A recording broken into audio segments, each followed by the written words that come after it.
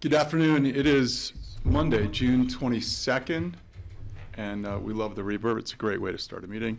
It is 4 p.m. This is a joint meeting between the City of Aspen. We have a full quorum on the city side. Mayor Rachel, Bill, Sam, Christine, John, thank you for joining us. Online, Francie Jacober in the room, myself, Patty, and Greg and Ted. So we've got a full house on both sides. We basically should just call an EOTC meeting and call it a day. No, we have to call snowmass to do that. We wanted to start off with water restrictions in the city of Aspen, and then I've asked the sheriff's office to join us. Yeah, thank you. And you are red light or green light? Red light for your system here. Thank you. We're green light over in the other building. I just wanted to say a few words quickly at the beginning of almost every meeting to remind people that we are in the stage 3 drought, but particularly to thank our community for responding so well. Our water department is seeing significant cutbacks, and we really appreciate it. Everyone knows we just have a run of the river. We have a very limited amount of storage, and we're all praying for those monsoon rains to come soon, but please keep it up. Slightly shorter showers, use the dishwasher. Anything you can do at home to help us out. Watering only on your assigned days and before 8 a.m. and after 6 p.m. so the evaporation doesn't get the water. Thank you very much. Thank you. And I asked Parker and Chris to join us from the sheriff's office. We have an update as of this morning's fire briefing that we want to share with the community. Yeah, good afternoon, everybody. So I'm just going to show you a couple slides and just to remind you of the process. So every Monday morning we receive a packet from the Upper Colorado Fire Management Unit, and it gives a prediction for what some of the metrics are that they've looked at in the previous week and what they're predicting for the next 7 days. We internally within the sheriff's office and in partnership with the fire districts synthesize that information and ultimately make a recommendation to the sheriff, who then tomorrow morning at 9:30 will be on a call with several other jurisdictions across the region, making their decision on what's going to happen jurisdiction by jurisdiction as far as fire restrictions go. So I'm just going to quickly go through the packet. This, again, came off the press this morning. So the 8 to 14 day outlook looks as you see here, which is not real promising. On a national level, this past weekend, the preparedness level went up to 3. It's on a 5 scale, 1 being the lowest, 5 being the highest.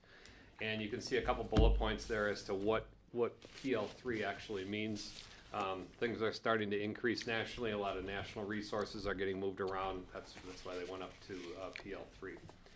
The decision for implementing stage 1 is at the top of this slide. Stage 2 is at the bottom. Again, one thing to look at here, and when we're looking at the science, is those ERCs that are above 97% forecasted for the next 5 to 7 days. That's a key indicator. And then if 3 of the 4 elements are met. So those are 2 things to keep in mind as we go through the slides here.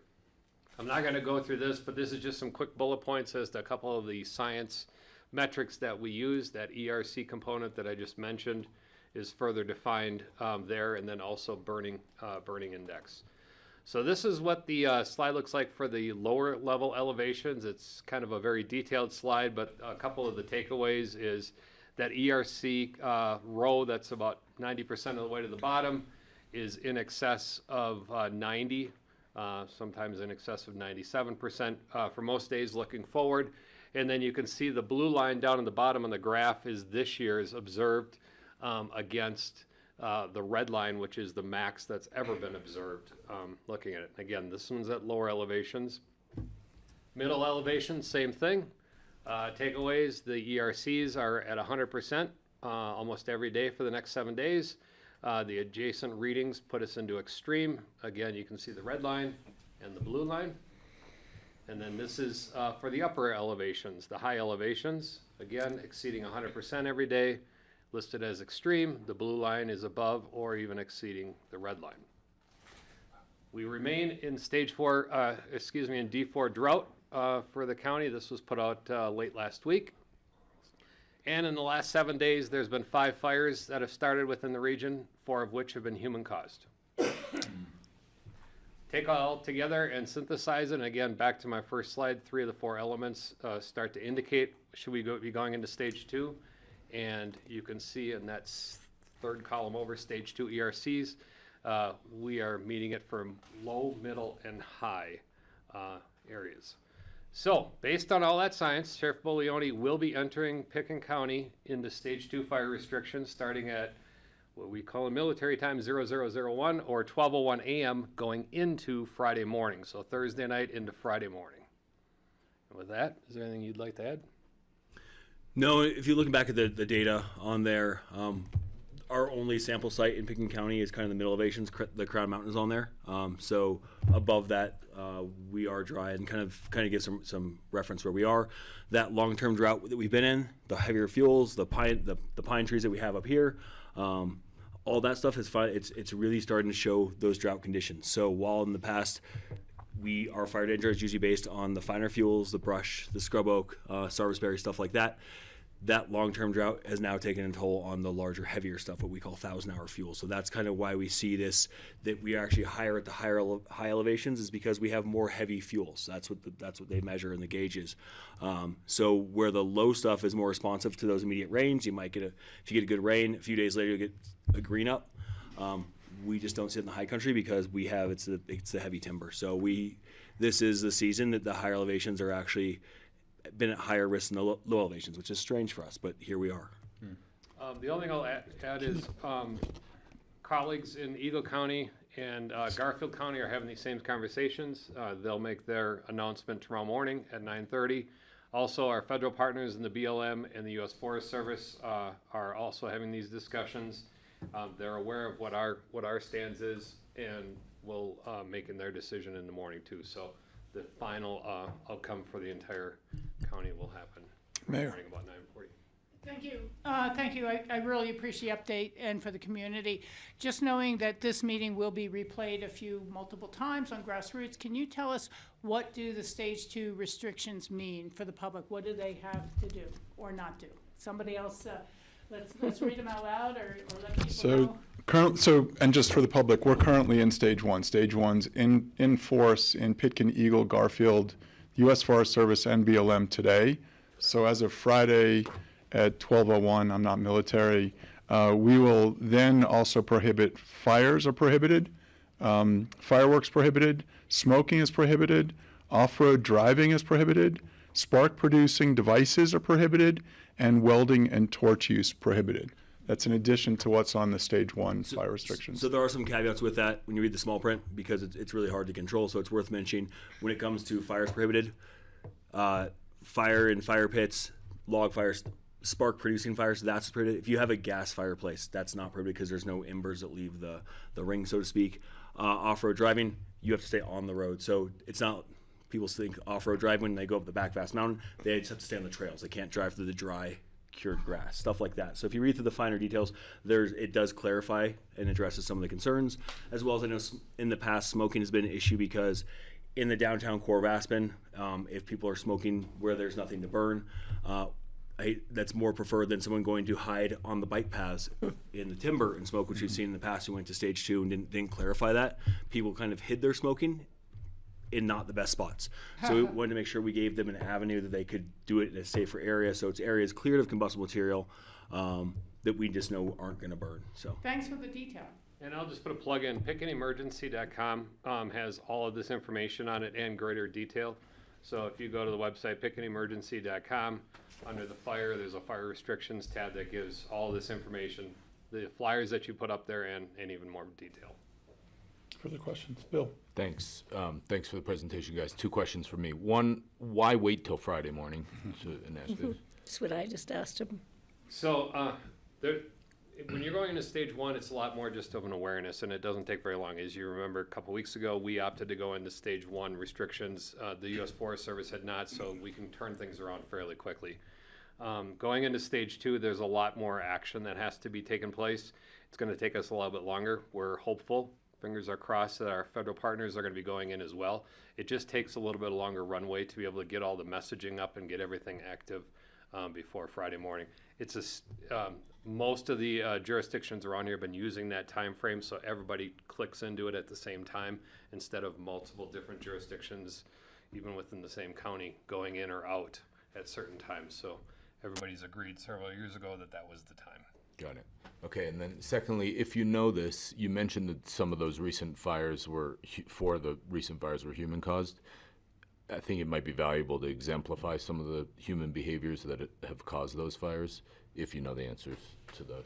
So that's tough. I haven't looked at those fires specifically. When I say human cause, it could be a power line. It could be a tree falls in the power line. The power line is human created. That's a human caused fire. It could. There was a few weeks ago. There was one where it was along the railroad track, likely something with the train dragging chain or something causing sparks. Also human. So it's without digging into each one, which we can do. There's different places to look because those aren't in our county. Human cause is kind of broad. We just know they're not lightning. That being said, as we get into that hopefully monsoonal flow, if we're not getting the rain that comes with monsoon, we might get the dry lightning. So even those natural starts can also be a huge hazard because without the rain, we could still see natural starts. So Right. Well, of course, we can't control that. So I guess I don't know. I feel like most people know what caused the Lake Christine fire now, and they remember that. And so maybe as part of your messaging, you sort of talk about some other things that have absolutely happened and just make people aware of what they can control and be more mindful of it that way. Sure. There's a few big things that don't always get the attention they should. Trucks dragging chains when they're towing trailers cause a lot of fires near grass. Rifle had that last year. So stuff like that. And I know the BLM has a huge Don't Drag Chains campaign going, but that's something we can definitely push out with our messaging as well, because any way we can prevent a fire is a win for us. Thanks. Greg? Yeah, thank you. I was thinking about the South Canyon fire that was that yesterday or the day before, right next to the highway? Could have been a chain, could have been a cigarette. Yep. We don't know, right? I guess they don't know. I was thinking about, I appreciate what you said about in town. If you're going to smoke in town, don't go out in the woods to smoke. But if you're going to smoke in town, I've seen, and we had a near fire at our all-wood townhouse, our affordable housing unit, years ago, where somebody was putting out their butts in the planter. Mm-hmm. A planter is an easy place to put your butt out, but it can smolder, and this one smoldered for a day or two before it was noticeable. So I'm just thinking, I'm hoping when you say smoking in town, responsibility doesn't include just flipping it into a planter or something like that. Correct. And I haven't looked. I believe the city had some of those pole ashtrays. Right, so yeah. we encourage safe disposal of cigarettes and other smoking material. Great. Well, thank you for that. All my Ted. questions are answered. Sorry, Ted. Yeah, thank you, Parker. We talked about this before. Like, now that we're at stage 2, what can we do as a county, rather staff, for campfire rings, campgrounds? Apart from just putting up a placard? Sometimes you go to a 10th Mountain Hut, they literally have the fire grate zip tied closed with the warning. So I don't, we're talking Licking Creek or other campgrounds. I know we can't cover all dispersed sites, but Yeah. So what happened a few years ago is the Forest Service went through and actually removed. So that's called dispersed camping along Lincoln Creek. Yeah. They were actually sites. I don't know. In my mind, it's not dispersed, but they call that. They actually went through and removed all those fire rings and grates and everything along Lincoln Creek. yeah. There are still fire grates in the developed campsites. The nice part about that is there's also campground managers and hosts that enforce that. So messaging is huge, and so that's kind of, we really want to educate the public. And I hate to say, most campfire related starts come from Colorado residents. Yeah. I don't know which region, but it's often the people who live there are the ones who, like, I know what I'm doing, and the ones who actually cause those escape fires. So it's education. So anytime we can reach out and talk to somebody who may not understand the consequences of what they're doing, that's the approach that we definitely try and push. Wrap up questions. Manpower. Do you have enough manpower to canvass all the areas where fires could start? Is that a concern? And if it is, can we do something about it? So we do partner with the fire districts. Each of the fire districts in Pickens County, they have a severity crew on for the summer, 7 days a week. And so working with them, working with Forest Service, and that's that piece of getting things moving. They can go out and they're out there every day, all day. And so they can help hang flyers, notify people, notify campers. So Country Zeros. CROs. CROs or we have internally. So yeah, we do have quite a few people who are willing to help us with that, internal and through partnerships. My gratitude to them. Thank you. Patty? Yeah, I was just gonna add, while we're sitting here, 3 vehicles from Diamond Mountain Wildland firefighters just drove by. So they're here in the valley, they're ready to go. I think that was pretty ironic. I'm like, wait a minute, do they know we're talking about them? Because we thank all of the wildland firefighters and the fire districts and the sheriff's office and first responders for helping us out during this rather fragile time. Excellent. Wrap-up thoughts? Anything else we missed, Chris or Parker? We just encourage about, please call with questions. We want to be there, we want to be a resource. So if there's any questions any time of day, please reach out. We're more than happy to talk, to answer questions and kind of help. We'd be ahead of someone's mistake. And Chris, you want to give a plug for both Reach Well and Watch Duty while you're here? Yeah, absolutely. On that Pick an Emergency website or the Pick and County website, if you are a resident, you can sign up for Pick an Alert and filter which alerts you want to receive. And Reach Well is a carbon copy of everything that's sent out by Pick an Alert and translatable into 190 different languages. I still told people I'd buy them dinner if they found a language that they couldn't translate to. I haven't bought anybody dinner yet. Thanks so much for joining us. Appreciate your time. Thank you all for having us. Thank you. Thank you. Klingon? Liz Axberg and EPS.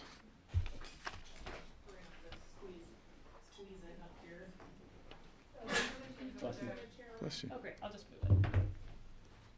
And apologies to the board for going over, but that was timely, and thanks for everyone coming together. So. And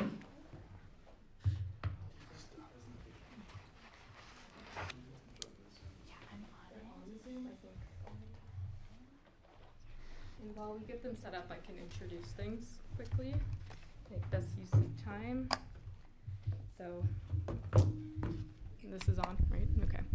All right, good afternoon, Board and Council. I'm Liz Axberg, the Housing Policy Analyst for the City of Aspen, and I've been coordinating the regional work for the Housing Needs Assessment. So as you all know, this assessment is required by the state per Proposition 123 in Senate Bill 24-174 guidelines. And this is the final step for us right now, is bringing this final document to all the boards and councils for their review, and then we're going to submit it to the state to be hopefully accepted by them. This does not need to be adopted. We just simply, it's an opportunity for you all to give feedback, ask questions before we finalize this document. So most of you, I think, received an initial presentation back in December 2025. So we're gonna do a brief overview of some of that information, and then we're gonna dive into some of the new pieces, the phase 2. And I said it in the memo, but we will be consolidating the 2 attachments into one report, just to be more concise as we put that out into the public. And I really hope that you find it interesting, even though we don't have to adopt it, and helpful as we have conversations about housing going forward as well. So from there, to maximize time, I'm going to pass this off to our EPS team that's been doing a great job on all the analysis and wrangling of communities. Rachel and Shishma. All right, thank you, Liz, and it's nice to see everyone again. I'm Rachel Shimon. This is Sushma Pramod Meyer, both with EPS, based in Denver. And like Liz said, we're here to present sort of the full housing needs assessment. So in December, we talked through what is phase 1. So it was the phase 1 report you got. The new information today is phase 2. And then, as Liz said, those will be combined into a full report that gets submitted to DOLA, and that will be the housing needs assessment. But for ease of reading, in this case, we kept the previous information and new information separate.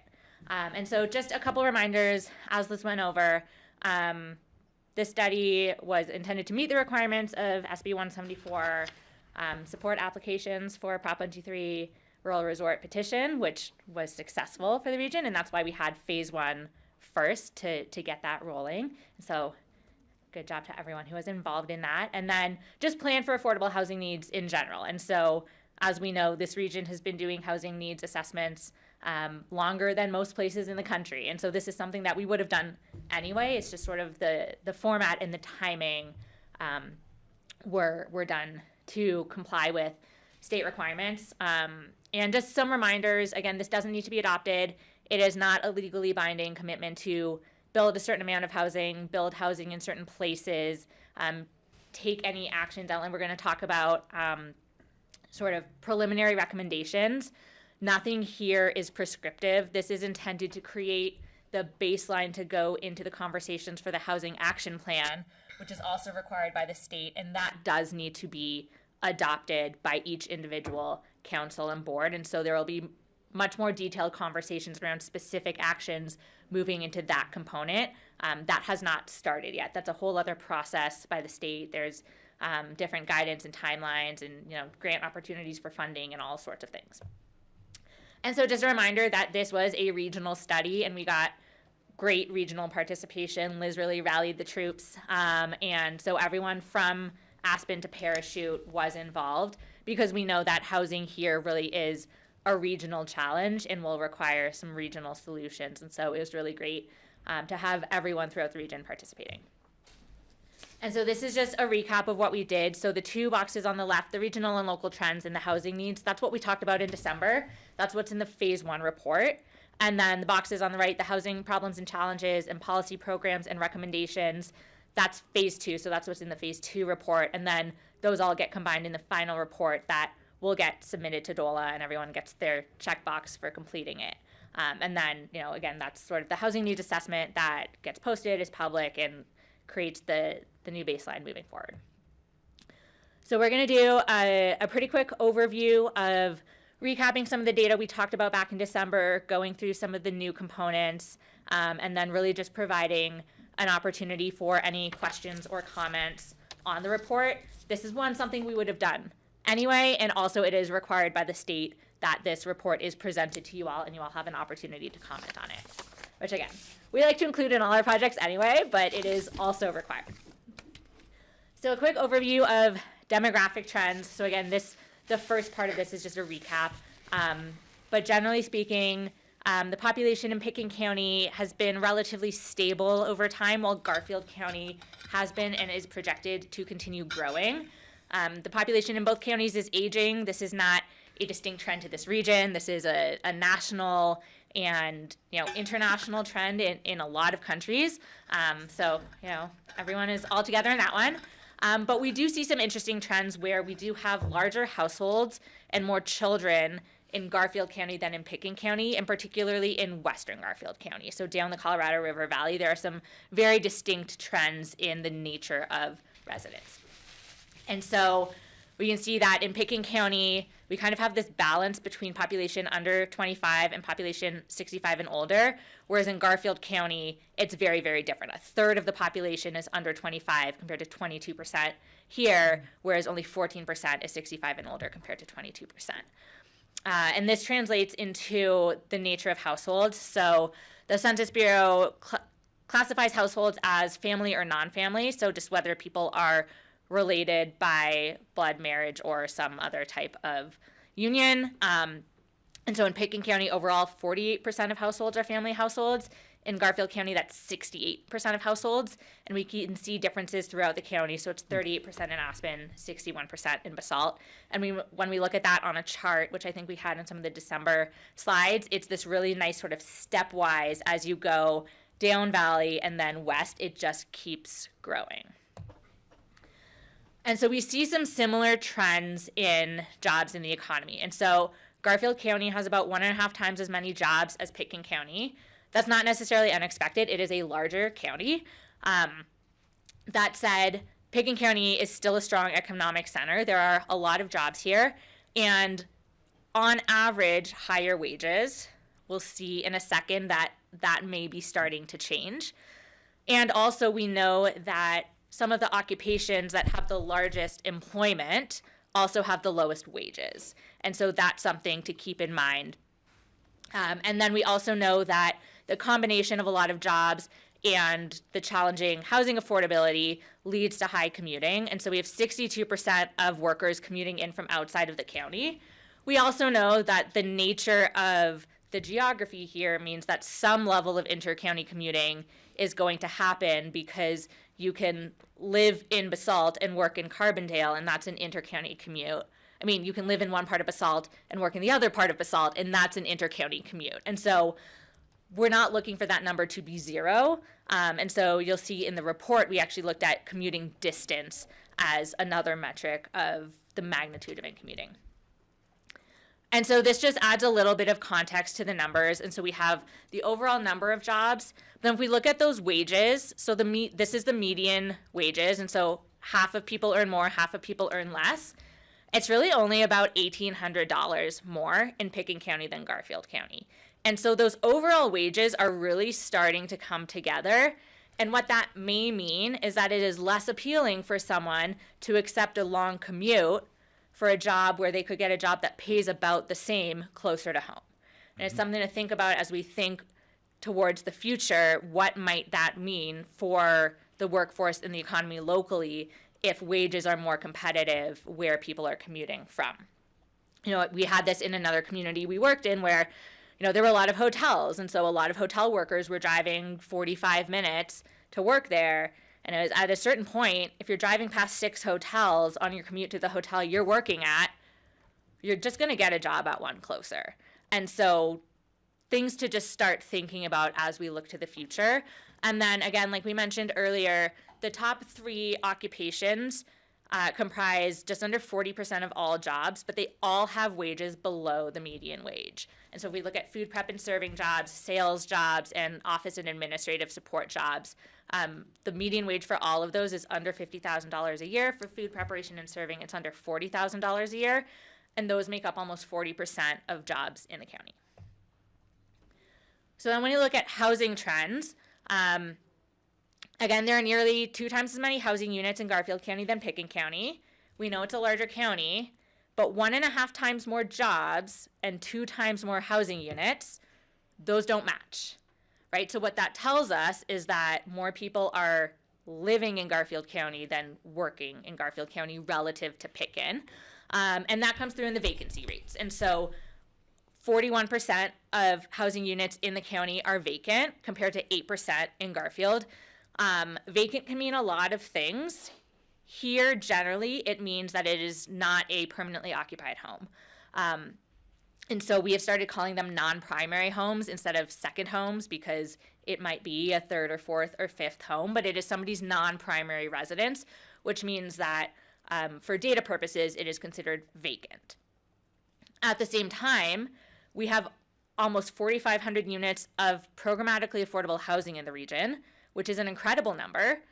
And over 90% of those are in Pickens County, and over 65% of the region's affordable housing is in the city of Aspen. And so we are not starting from anywhere close to zero. There is a lot of success we've already had, and we're just looking to build on that. And we know that we need that affordable housing because if we look at home costs, it is pretty much impossible if you work locally to afford a home locally. So there's nowhere in the region where the median price, so again, where half of homes sold cost more, half cost less, the median price of a single family home is less than $1.5 million. The median price of a townhome is less than $1.25 million. And condominiums have been the only home type with a median sale price under $1 million in any community in Pickens County, and it is rare. So what does this mean numbers-wise? A 2-person household earning the median household income, so that's $100,000. So for a 2-person household, half of her households earn more than $100,000, half earn less. You can afford about $2,500 in housing costs. A community or a household to buy a home down valley, so that's Glenwood Springs and Newcastle, needs to earn 200% AMI of Pickens County AMI. That means that once they do that for affordability, they're no longer a Pickens County household. Even earning 300% AMI, which is over $300,000, you cannot afford the typical home sale in the mid or upper valley. So that's Carbondale, Basalt, Snowmass Village, Aspen. And then when we look in 2024, 80% of sales in the upper valley, so that's Aspen and Snowmass generally, and 47% of sales in the mid valley, which is Basalt and Carbondale area, were only affordable to someone earning 400% AMI, which is over $400,000 for a 2-person household. So that just gives a sense of the magnitude of the challenge. And so this is just a repeat of some of the previous points, but you can see some of those key metrics on the right in terms of what the median sale prices were. This is 2024 data, just because when we did the bulk of the analysis, that was the last sort of full year that we had available. But again, the only thing that had a median price under $1 million was a condo in the Mid-Valley, and it was still $865,000. And so when people can't afford to buy a home, they rent. Unfortunately, rental data is a lot harder to get. And so pulling from some of the data sources that we had give us a sense of the floor. And so CHAFA puts out some housing data, but it only includes the Glenwood Springs Metro. And they had a median rent of $1,800 in Q3 2025. Based on conversations we've had, if you can find something to rent in Glenwood for $1,800, you are doing great. That said, it was a 57% increase from 3 years before from their data. What we've typically been hearing is a 1-bedroom in Glenwood is going for like $2,500 to $3,000. And we know that prices only increase as we go up valley. And so Zillow also publishes data. They sort of scrape it from listings and other information. They showed a typical rent of just under $2,800 for Garfield County. And so again, we know that that is only more expensive as we come down this way. And so what does this mean for people in terms of actually affording their housing? This is what it means. So the dark blue bars are what a 2-person household earning the Picken County median income can afford. And then the green bars are what a 2-person household earning the Garfield County median income can afford. And it's a little bit lower because Garfield County median income is about $80,000. So what this shows is that a Picken County household earning 120% AMI, so that's about $120,000, can afford the median priced home in the Colorado River Valley. So they would have to go to Silt or further west to afford the median priced home. To afford something in the lower valley, so Glenwood, Newcastle area, you have to earn 200% AMI.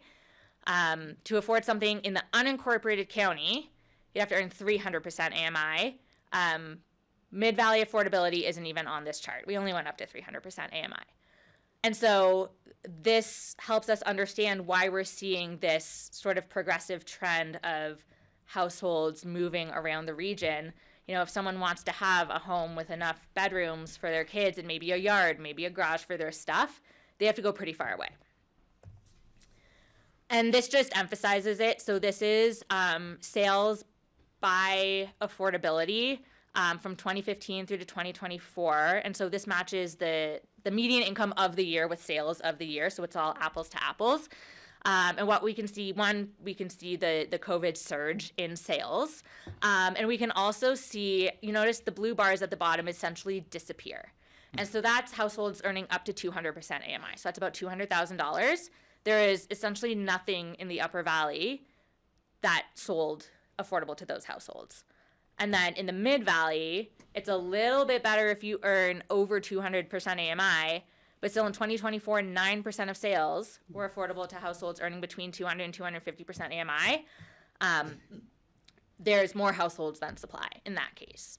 And so again, the market is just really, really tightening at the bottom and just exploding at the top.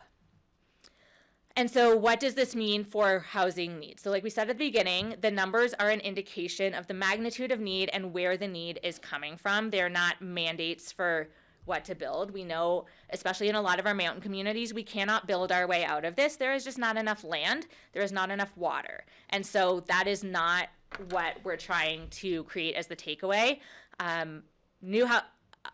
More affordable housing can be produced through a lot of means. So it can be rental assistance, it could be buy down programs, it can be deed restricting existing housing units. There are a lot of ways to meet these needs, and we'll talk about some of those at the end.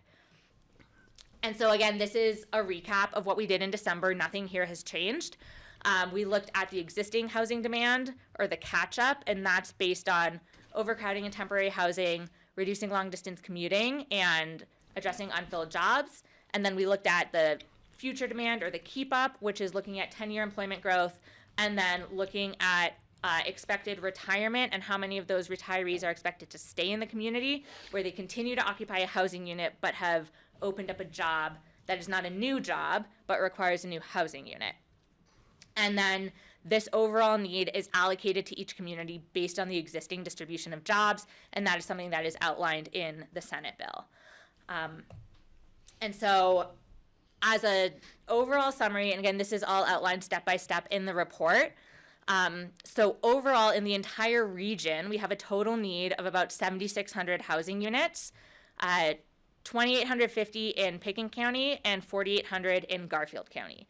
And so Garfield County, particularly because of the projected job growth, is expected to have much higher housing needs. So we can see on this, housing need based on employment growth over the next 10 years in Pickens County requires about 630 housing units, and in Garfield County requires about 2,000 housing units. So that's where we see the shift in employment playing out.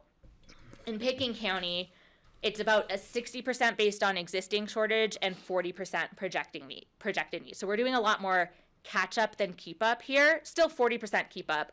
In Garfield County, it's flipped. So there's a lot more keep up need there, and that's based on a lot of the trends that we've been seeing. This is what we call the gross need. So this is just looking at the numbers, not what's happening on the ground. Then this is it allocated by community. And so this is where we see, so Aspen has 52% of employment in the region, and so 52% of the Pickens County need is allocated to Aspen. Again, that is something that the state requires. It's just how we have to show it. We know that housing needs are going to be met based on where there are resources to meet them, and we are all going to have to collaborate to put our resources together and create opportunities for meeting the housing need. And so the next piece is we take that gross need, which is just overall looking at the numbers, and then we take out what's already happening. And so there are like 600 units, something like that. We didn't put the number on the slide, already underway in the county. And so we take those out because those are going to meet some of this need. And so the need is reduced. And so we get an overall need of just under 2,600 units for the county. And then that takes it down to 55% existing need, 44% future, just because most of the projects in the pipeline for math are taken out of the current need because they are currently happening. And then we just show this by existing and future and ownership and rental. So this is the county. So this is sort of the total need.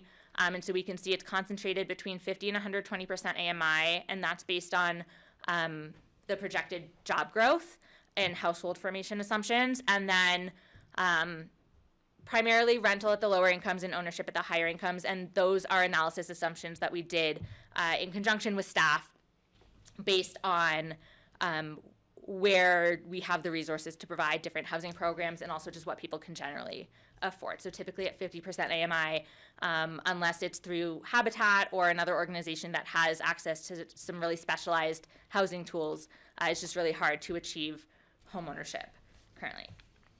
And so this is just the same graphics for Aspen, just looking at where those numbers shake out.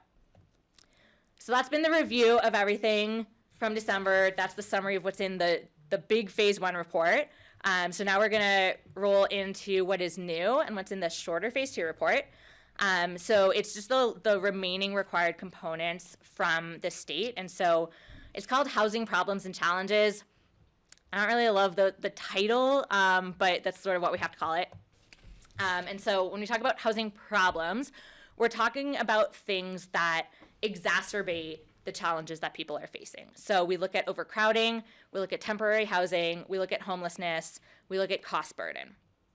And so we have combined overcrowding, temporary housing, and homelessness because the data for each of them on their own is not great. And if we present it on its own, we feel it doesn't really capture what's happening on the ground, and we don't want to give the wrong idea to people that it's, not a problem because the data doesn't say it's a problem.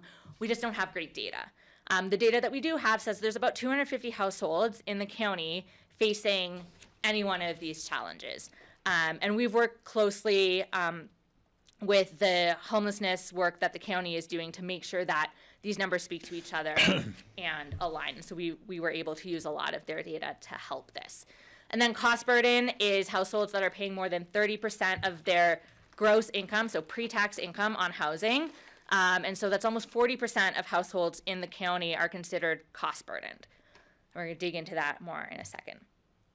The next piece that we look at is displacement risk.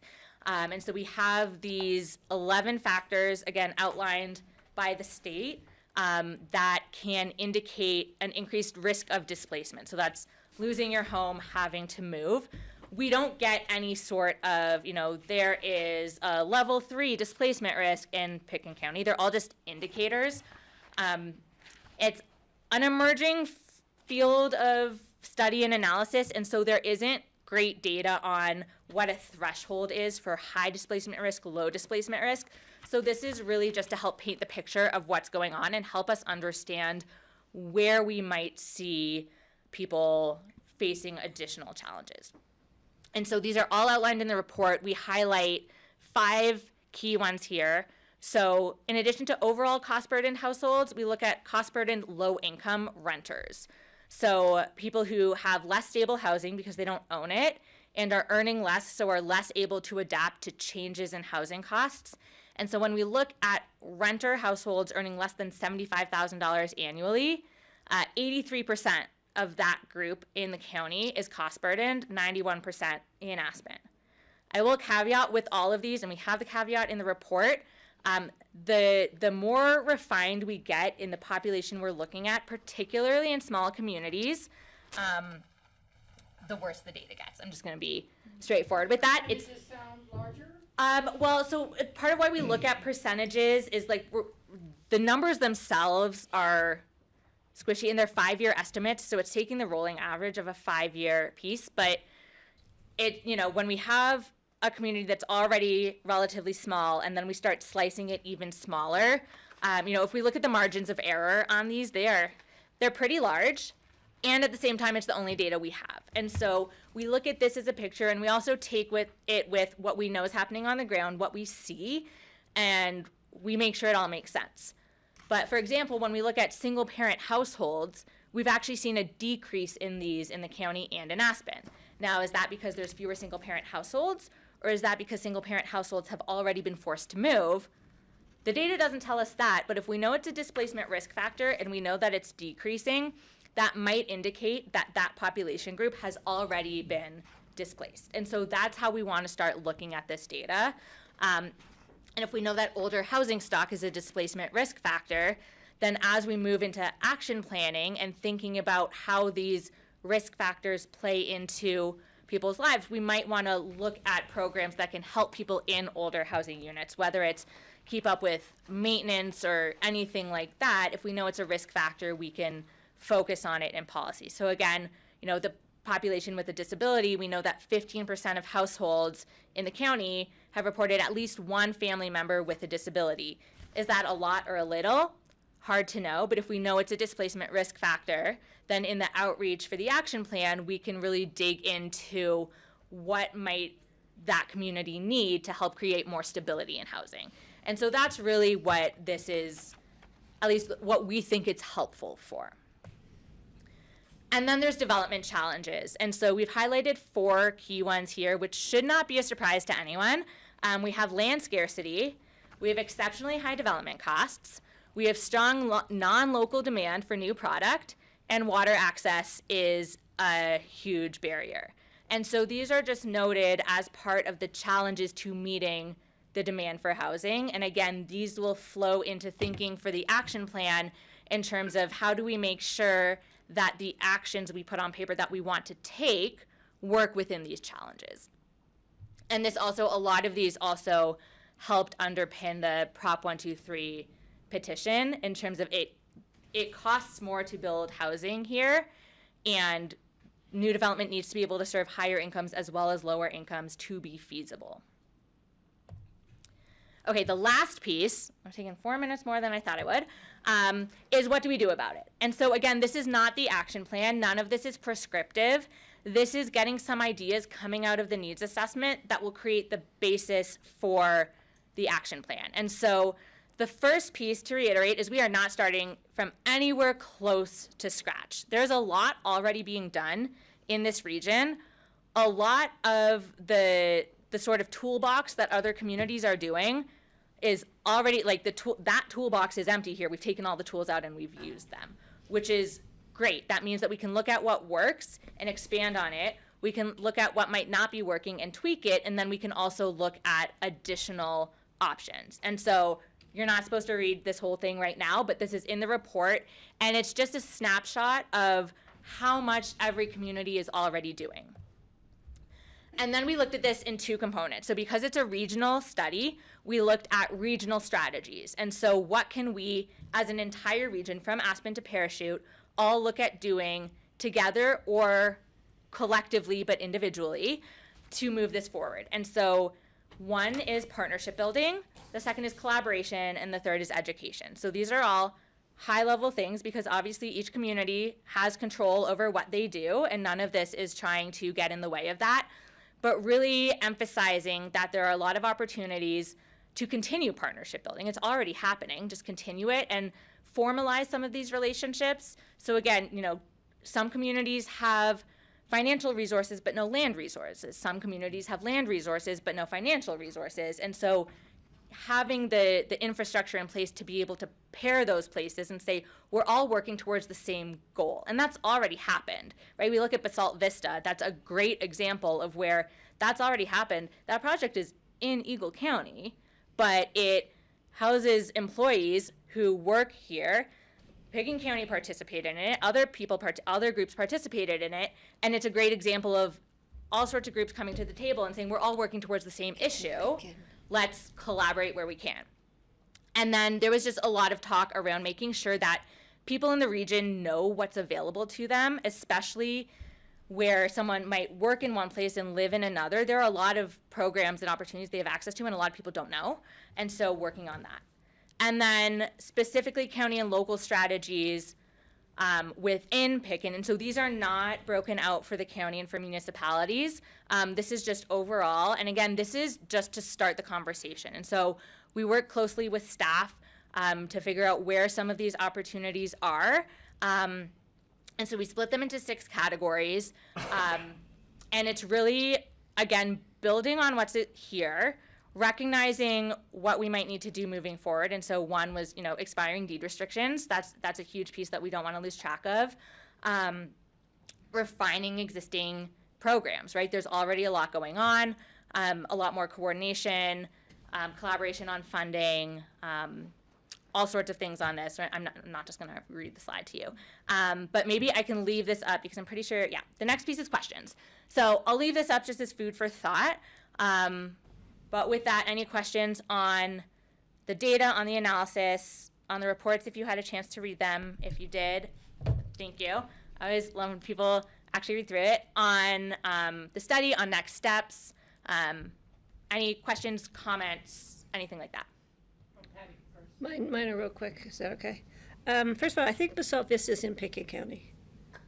Not It in might Eagle be, County. yeah, that, It's a really wacky Yeah. line right there, but. okay, well then I yeah. take it back. We Basalt wanna Vista say is full in credit. Picken It's a great County, project. and everyone came to the table. And speaking of Eagle County, I know it's hard to slice off the slice of Eagle, but they have potential, as we're seeing in the paper today, a new hotel that is being proposed, some new housing that they're proposing in that section of Eagle County. So I know we can't slice it off, but we need to take that into consideration because they have potential for growth, both in just residents and in jobs, and they have some housing projects online or coming in online soon. So I don't know how we can have an addendum or an attachment that says, in the Eagle County portion of the Roaring Fork Valley, here's what's going on, here's what's happening. So we don't want Eagle to feel left out.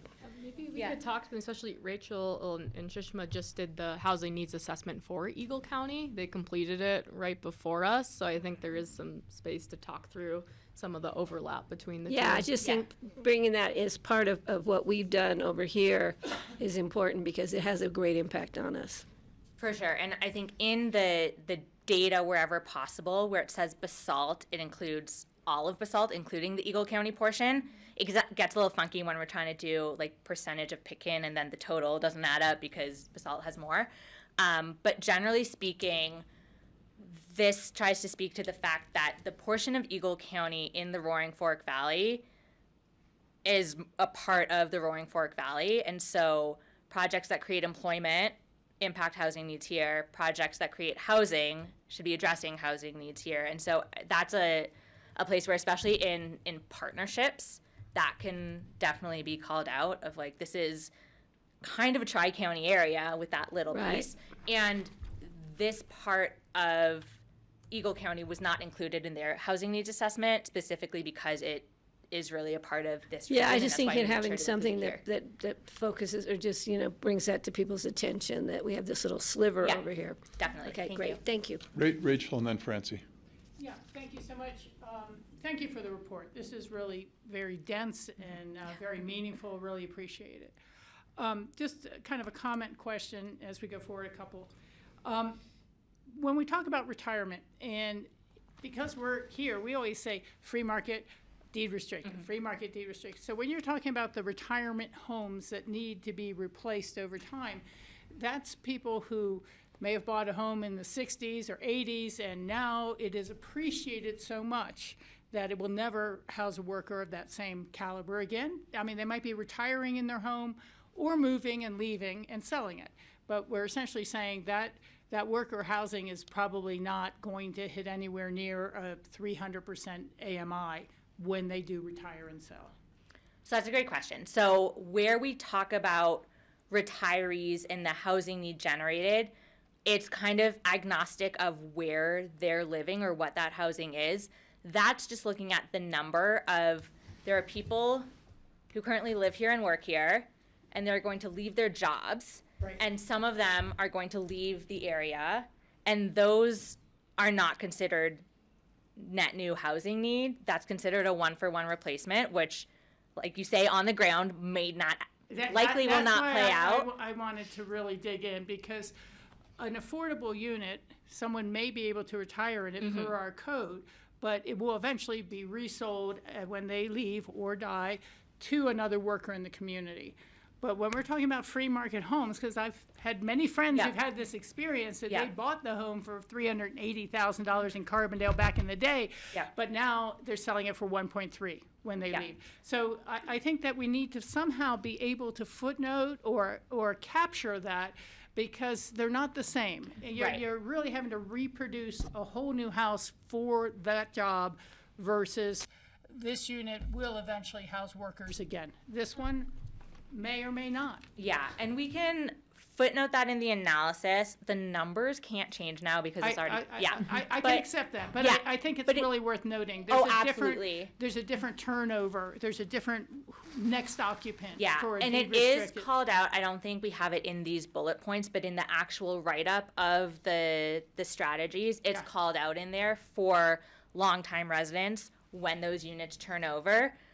Because it will trying either add to- to your vacancy rate Right. of becoming a part-time home, or it will not be a worker's home. Right, so And we so know we need that to know as we lose that, as that inventory sells, if we don't actively Buy it make down. it local housing, and that's where buy downs really come into play, and that can be a It's really very, big delta. very expensive, yes. Exactly. Okay. But that's absolutely something that's called out in the strategies. Thank for sure. you. I Then- just want to add one Yeah, thing on please, this please. too, because I think that's a great distinction of the long-term effects of someone retiring in a free market home they acquired versus deed restricted. From an employer perspective too, though, when someone retires, they have to fill that position, and that person could be already in the community or coming in, so it's still this temporary need to house that individual I'm not as well, disagreeing yeah. with the need at all, but essentially, what was a worker's home may become a second home Right. that then itself demands workers. Yeah. So, you're Oh, getting into definitely. a different cycle there. Now, the second thing, just on your suggestions and strategies, I think what really needs to be there is some concurrency between code policies with mitigation and exactions. Because, I was just at a meeting in Glenwood Springs not long ago, in a large conversation, and you get to the very end, the comments start to being, well, why can't Aspen just tax everybody to pay for the homes we need in Silt? And it started to be a little lopsided, and, but our codes require 60% mitigation of new commercial growth. Our codes require and theirs don't. And so trying to catch up and get balanced when, oh, you guys keep mitigating at 60% up here, and we'll just do 10% down here maybe. That's got to be on the strategies page, that there needs to be cohesion among those items or you'll never get anywhere. Yeah, and we can add in, that was something that came up in Eagle County as well, of trying to get consistency wherever possible.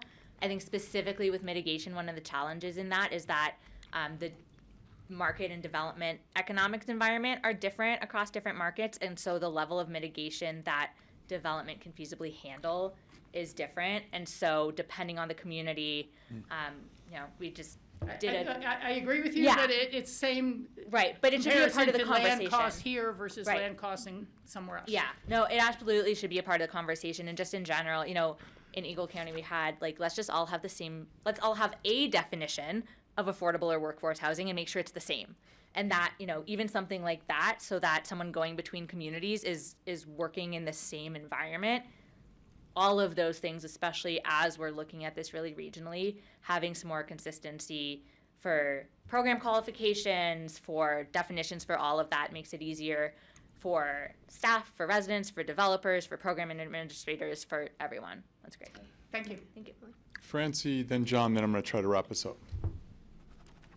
So I have a question about trying to mesh the lack of projected growth in Pickens County, but the need for 2,850 new housing units here. It's hard for me to figure out how those things go together. And so I'm assuming you're talking about housing everybody who lives in too crowded a house, all the homeless people, all that. Is that where that number comes from? Because if we're not going to increase our population, why are we increasing our housing by such a high number? That's a great question. So one part of it is the goal is to eliminate overcrowding and temporary housing and homelessness. That's one part of it. That's about 250 housing units, so it's not the bulk of it. The other part that I'll emphasize is that it's not necessarily new housing units. And so it is just it's an estimate of the magnitude of housing need, and that can be done in a lot of ways. We know that there are 40% of housing units are not occupied. Now, not all of those are built for local occupancy. We know that. Some of them are. And so there are opportunities to bring those back into the local pool. That would help meet that need.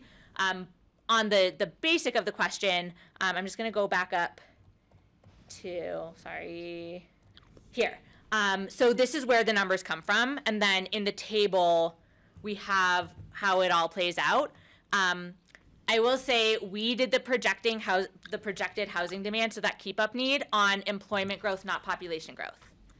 Because if we just look at population trends, we know that people have been moving away, and the goal is to have more options for people to live in different places. We're not assuming that 100% of employees are going to live here. We know that it is an interconnected region.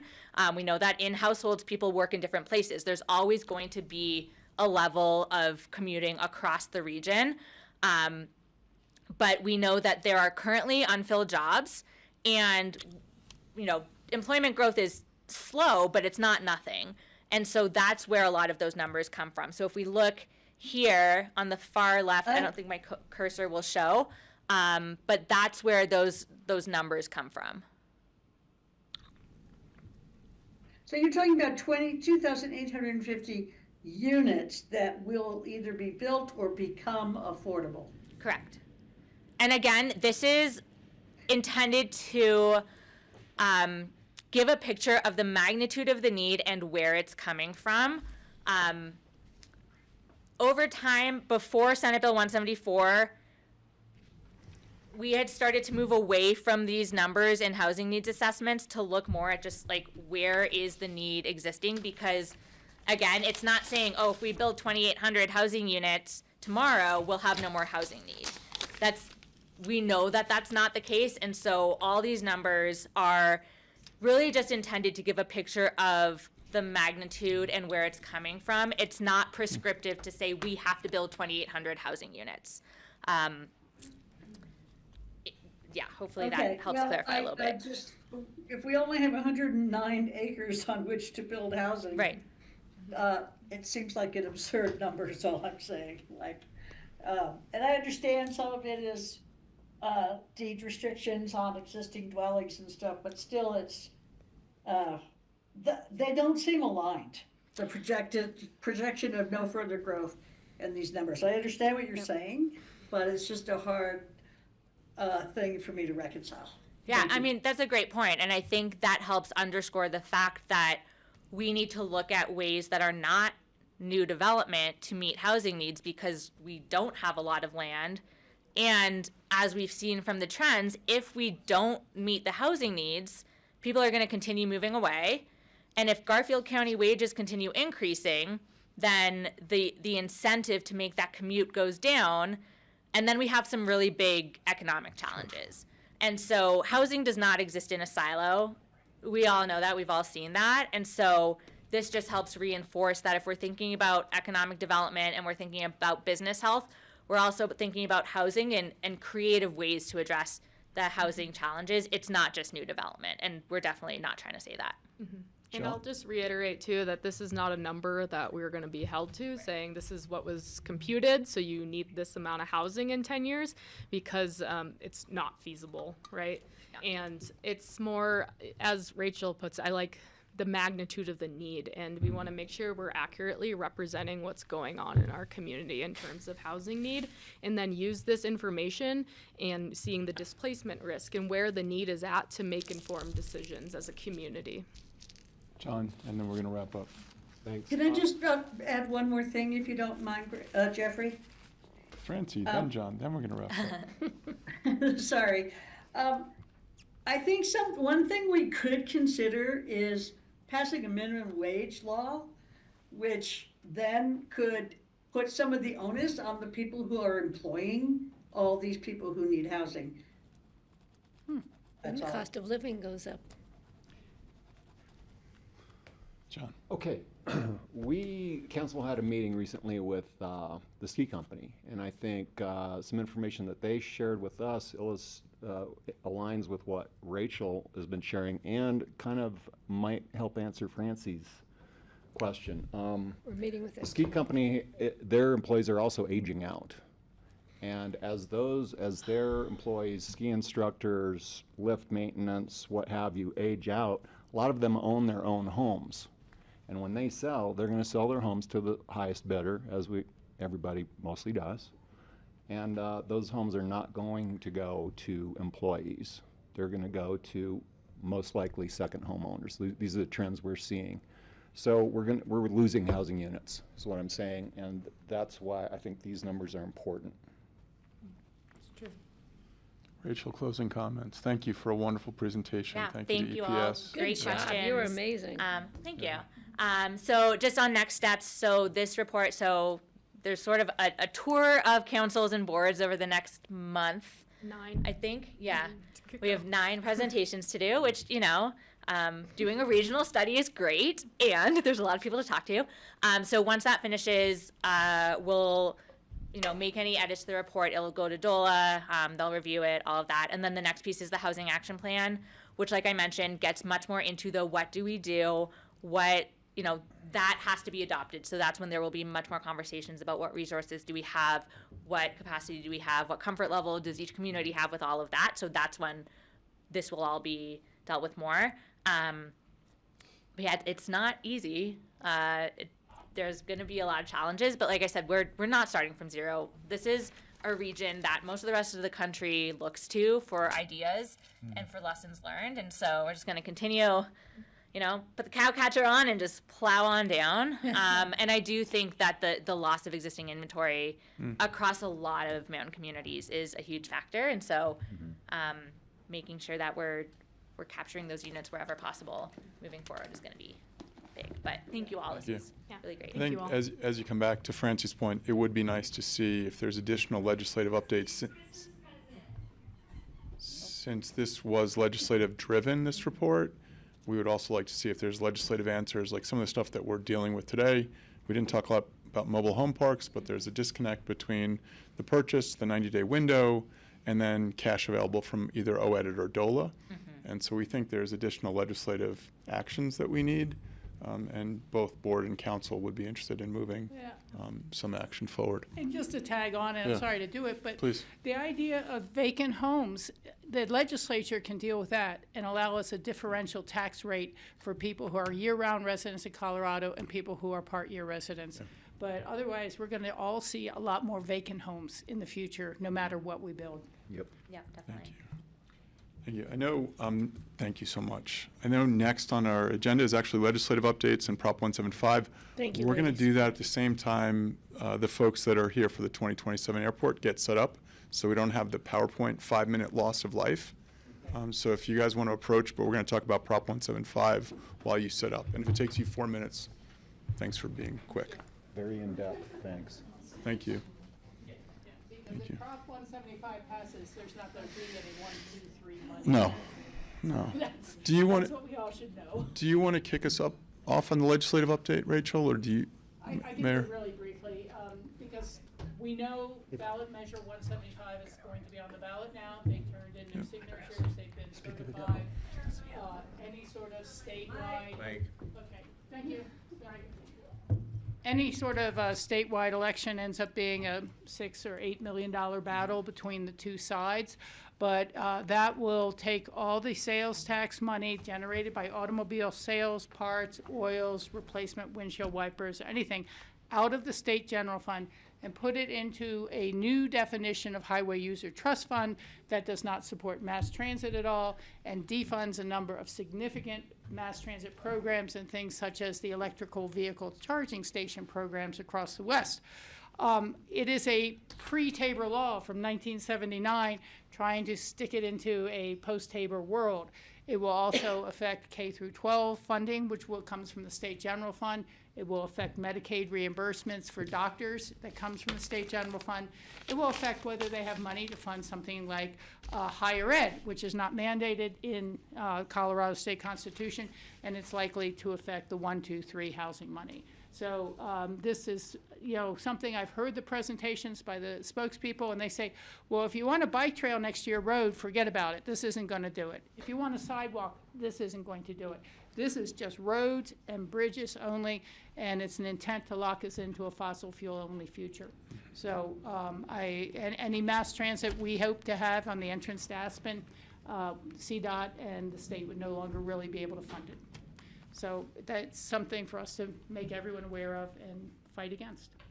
So this board, in addition to the city of Aspen, both wrote letters in opposition to Prop 175, took opposing letters. Colorado Contractors Associations have been the ones supporting it, yes. And then this board also went ahead and spoke in favor of House Bill 1430. And 1430 was Rep. Basenecker's move to negate any ill effects of Prop 175. So both of those are, Prop 175 is going forward, they have their signatures, but 1430 is still there as a backstop, a legislative backstop, if you will, against 175. It's a real mess. Tabor has made it so everyone's just trying to grab money from someone else. That's all you can say. Yeah. Questions, anything regarding legislative updates? Thank you. Thanks for, the airport. yeah. We're back on time. Tara, the slides are all yours. Okay. And Diane Jackson, thank you for joining us.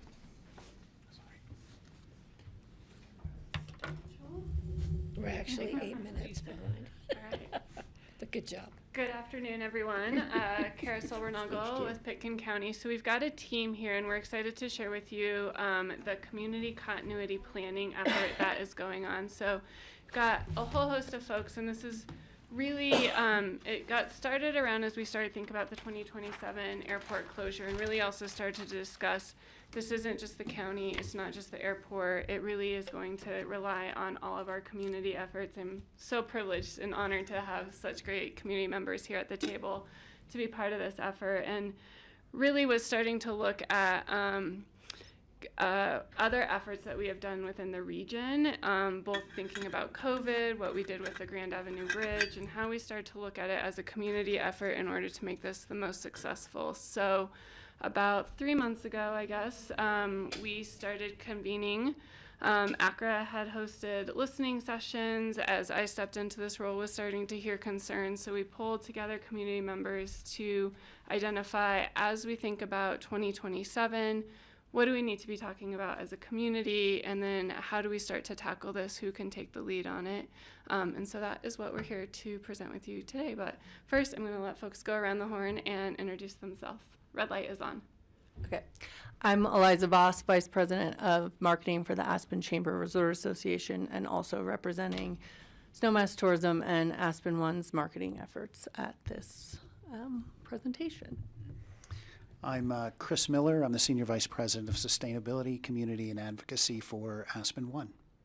Nice to see you all. And I'm Bill Tomsich, consultant to a group called Fly Aspen Snowmass, which is comprised of the Chamber, the ski company, Snowmass Tourism, as well as the airport, and I've been involved with the airport for a very long time. And then we have Diane Jackson. I think you all know her. If you don't, you're going to get really used to seeing her. Hello, everyone. Thank you for allowing me to join via Zoom. Okay. Great. Well, we'll jump in. Oh, and Kelsey, you're on. Do you want to introduce yourself? Sure. I'm Kelsey Peterson. I'm the Airport Communications Specialist for Pitkin County. So if you don't know her yet, you will become very familiar with her in the next 18 months. So how we're looking at this and how we've been thinking about the community continuity planning effort is, again, we knew that there was a lot of energy and concern growing around the airport project and the potential the closure for 2027, and the scope that creates for our economy, for our business partners, and for our community, but also that it's much bigger than the airport. We know that there are other projects in the community and in the region which are taking opportunity with the airport closure that have additional impacts. We also know there's other long-standing projects that have been in the works that will also contribute to those impacts. And so if we were just talking about only the airport closure and everything else was business as usual, we would be probably in a different scope than we're talking about as we look at 2027. And so how we've started to look at it is Pitkin County, again, the Pitkin County Airport, and our community partners. And I really want to reiterate, like, our success is going to be with the community partners. As I have said, I'm sure many of you, the commissioners, have said, we have a job to build this runway and do it in the fashion and the timeliness that we need to build it. The airport cannot be the lead on everything. It can be at the table for a lot of things, but we need to be working with our community partners to make this successful for the community. So Diane or Kelsey, can I have you jump in of kind of where we are and the timeline before we get into the details? Sure, Kelsey, do you want me to take this? Absolutely. Happy to pass that. And I am happy to share with everyone that we are working with our CMAR Kiewit on enabling work to start this summer for the runway that I will let everyone know will not affect the operation of the runway or the airport this summer or into the fall. We are just laying the groundwork to make that closure in April a success. That will start with the runway demolition in April after we close. And at the same time, we'll be working on enabling work for the terminal, so we will not have parking, rental cars on site, or anything that you'd normally see at the airport, because we are going to take that time during the closure to try to lay the civil work and foundation down for the terminal, as well as any roadway work that we can get done, so people will be welcomed back to our existing terminal, but with new roadways coming around that and most likely a new parking setup. That will lead into lighting systems and our safety checks that will be done during the closure. That involves shifting the runway 80 feet, and all of our nav aids that go with that. Those all need to be checked by the FAA prior to us reopening in November. And again, we're very excited to welcome everyone back in November of 27 to a brand new, beautiful runway and connectors into our existing terminal. They will see the new terminal laid out foundation-wise, but we'll be returning to the existing terminal. And then we will be finishing up new terminal construction after we reopen in 27, anticipating that for late fall of 29.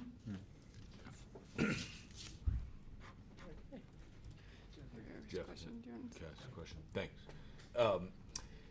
In regards to rental cars and parking, both during the 2027 closure and continued terminal construction until 2029, are there provisions being made for alternate rental car locations and parking locations? I'm so glad you asked. We are working on alternative rental car locations because we recognize the need will still exist there. The possibility right now that we are looking at are small sections of the Brush Creek Park and Ride. Great, and I imagine both rental cars and parking will be disrupted heavily once you reopen in November of 27. Because So you're once building we the new terminal where reopen- the parking is, right? So what happens? Sorry, it's coming in a little broken, but I believe you asked what was going on with rental car parking and parking when we reopen in 27. Correct. So we are anticipating having parking reopened in 27 when we reopen with the existing terminal, but anticipating that the car rentals will probably remain at Brush Creek for a bit of time until we can transition them back to the new parking area for them. Right. Am I mistaken? Isn't the new terminal being built where the current parking lots are? It is. So that would be part of the reconfiguration that's anticipated during the full airport closure, and the roadway work is to set up new parking areas for that. But it will be disrupted slightly in the interim before the old terminal is demoed. But we will have parking. It may not be the final parking count, but we will have a number of parking spaces once we reopen. Got it. Thanks. I'd ask you guys to consider prioritizing rental cars over regular parking during the transition period between fall of 27 and full reopening. I think that myself included have an option whether to park at the airport or not, but not everyone has an option, and I don't think we want to make it more inconvenient for our guests to have to take a shuttle to go pick up a rental car. So I'd ask you to consider that. Thanks. Well, that's a good lead in for some of kind of how we're thinking about the closure and the other efforts that we are starting to think about. So as you said, we're looking at what are, with the additional projects, what are also the impacts to visitor bed, construction traffic, coordination efforts, workforce. This is just the beginning of the list. I think it's growing, I think, every time we've done this, but obviously we've got the airport, the lumberyard project, Little Nell and Gant are doing remodels. Lift 1 is going to begin construction. We have the Smith Hill project that will be happening. We know that CDOT is working on some construction projects in Glenwood Canyon, and then Aspen School District and the hospital and the armory. Again, none of these are, on their own projects. It's just something that as we think about what are the overall impacts when we look at the roadways, parking, visitor beds that we need to be planning for. And really that's where we started to come together of how do we take this as a community effort rather than one individual project effort. So when we first came together, we started to look at, we knew that there's kind of some big themes that we were hearing, and I think that came out of the ACRA listening sessions as well that I know Eliza will be able to speak about. But number one that we heard time and time again is ASC ground transportation. What does it look like when the airport closes? What do those shuttles look like? As of even today, the airport does not take care of ground transportation, right, from when someone lands at the airport or not. So again, we as the airport need to make sure that we're delivering on this project timely, financially, and on all those considerations. And so I've really had the community partners step up to say, how do we look at efficient ground transportation between some of the other regional locations so that we can still make sure we have the best experience for our guests. Also then, as we look at those projects coming up, how do we also consider it within the lens of workforce and Roaring Fork Valley transportation? How are we coordinating the projects that might be Smith Hill or Glenwood Canyon? How are those projects impacting or not impacting commuter times? And then also looking at marketing and transportation, making sure that we're beating any of the misnomers and making it very clear Aspen is still open, come, stay for a longer time, and that we're reaching everyone. And then other topics that are starting to emerge. How are we doing coordination with emergency management? We don't want to plan on any emergency, but that, again, our goal is not to plan for every event, but to be coordinated enough that we can respond in a coordinated fashion. And then also some other pieces, how are we looking at special event coordination? And then I think some of you have seen ACRA brought the APSHA housing, so also trying to use this as other issues come along that we're able to identify who else might be leads to take those on. So the two that I have highlighted here, the ground transportation, marketing, and transportation, is really that the first two subcommittees that we identified were of immediate need, and that we've got Eliza and Chris and Bill here to speak to what they're doing. I'm gonna kind of jump through this one pretty quickly. This is just to show kind of who are the different partners, who's really jumped to the lead, and kind of also know that we have other partners coming along the way as we start to think about how we are, again, being able to be reactive and responsive in an intentional way next year. So with that, I'm going to hand it over to Eliza to jump in. Thanks, Kara.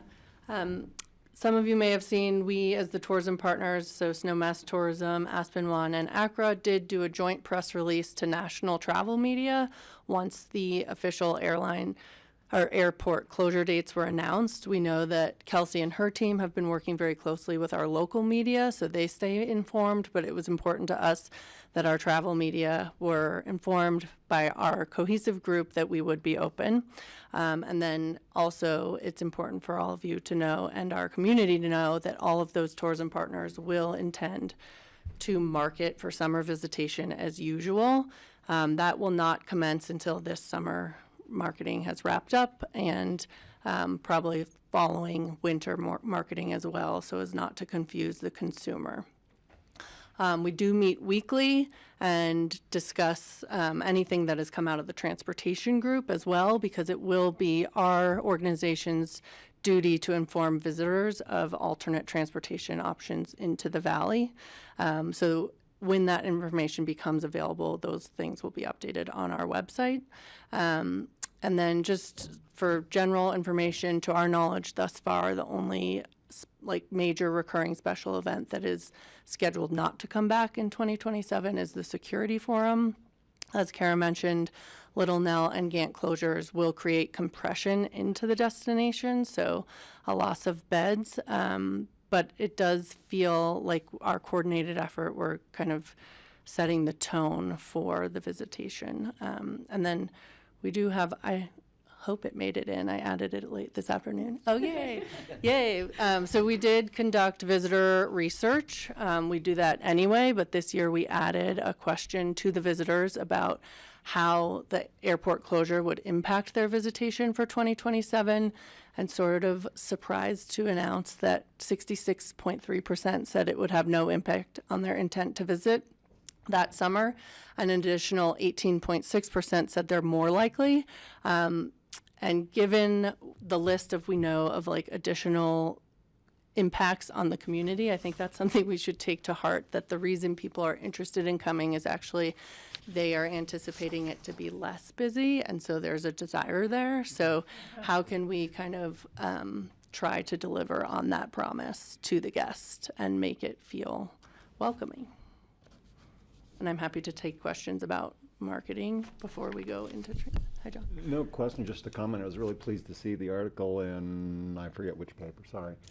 No airport, no problem, about food and wine returning no matter what. That's great news for the community. It is. It's great news. I think we've been very lucky to have an airport so close to downtown. When you look at a place like Lake Louise, which is being fed by Calgary, or, there's plenty of other places that it's about an hour and a half to get to your desired destination. I think hopefully people are willing to make that effort. Greg. There's no doubt things will be different. We're just not entirely certain how. So it's great to see such optimism in the paper. I'm still wondering, what's going to happen.